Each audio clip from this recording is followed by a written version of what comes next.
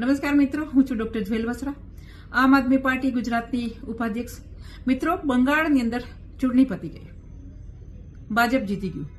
ભાજપ કેમ જીત્યું એ આખું ભારત વર્ષ જાણે છે, કારણ કે ભાજપ ગમે એમ કરીને સત્તા હાસિલ કરે છે, ચાહે એ ચોરી હોય કે ચાહે એ ખરીદારી હોય. જ્યાં ચોરી કરવાની હોય છે ત્યાં ચોરી કરી લે છે અને જ્યાં ખરીદારી કરવાની હોય છે ત્યાં ખરીદારી કરી લે છે અને કોઈ પણ હથકંડા અપનાવીને પોતાની સત્તા બનાવે છે અને સત્તા ભૂખી આ પાર્ટી છે. હવે પતી ગયું, બંગાળ જીતી ગયું. બંગાળ જીત્યા પછી સર્વેન્દુ અધિકારી જ્યારે સીએમ બને છે ત્યારે એને જે લાણી કરી છે બહેનો માટે, એમની માટે બહેનોને ખૂબ ખૂબ અભિનંદન. બંગાળની બહેનોને ખૂબ ખૂબ અભિનંદન કે કમસે કમ તમને એક હક મળે છે. જે તમને કીધું છે એ તમને મળે છે. એ ક્યાં સુધી મળે છે એના કોઈ આઈડિયા નથી.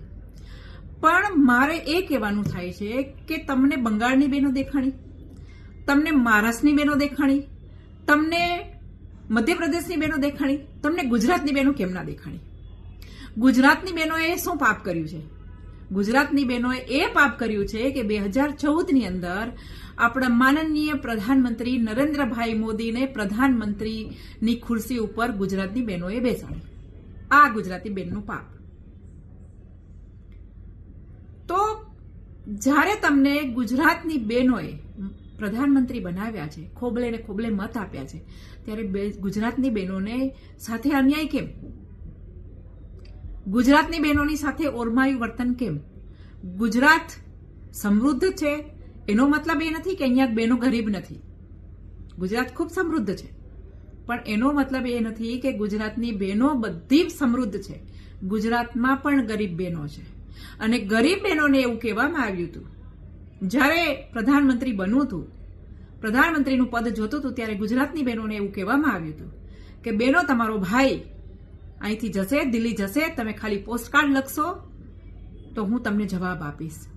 આજે બહેનોએ લાખો પોસ્ટકાર્ડ લખ્યા છે, પણ એક પોસ્ટકાર્ડનો 2014 પછી એક પણ પોસ્ટકાર્ડનો જવાબ હજી પણ માનનીય પ્રધાનમંત્રી આપ્યો નથી. માત્ર ને માત્ર ગુજરાતની બહેનોને આંસુ આપ્યા છે, ગુજરાતની બહેનોને લાઈનમાં લગાવી છે. આજે ગુજરાતની બહેનો રોવે છે. ક્યારેક તો ગુજરાતની બહેનની સામે જોવો તો આ ક્યાં સુધી ગુજરાતની બહેનો સહન કરશે? એટલે હવે ગુજરાતની બહેનોને જાગવું પડશે કે બધી જગ્યાએ પૂરા ભારત વર્ષમાં માનનીય પ્રધાનમંત્રીની બહેનો છે, ગુજરાતમાં બહેનો નથી. ગુજરાતની બહેનોની સાથે કેમ અન્યાય થઈ રહ્યો છે? આ તો માત્ર ને માત્ર ગુજરાતની બહેનોને વિચારવાનું થયું. બાકી તો પ્રધાનમંત્રી છે સાહેબ, ગમે તે કરે. જય હિન્દ, જય ભારત, જય જય ગરવી ગુજરાત.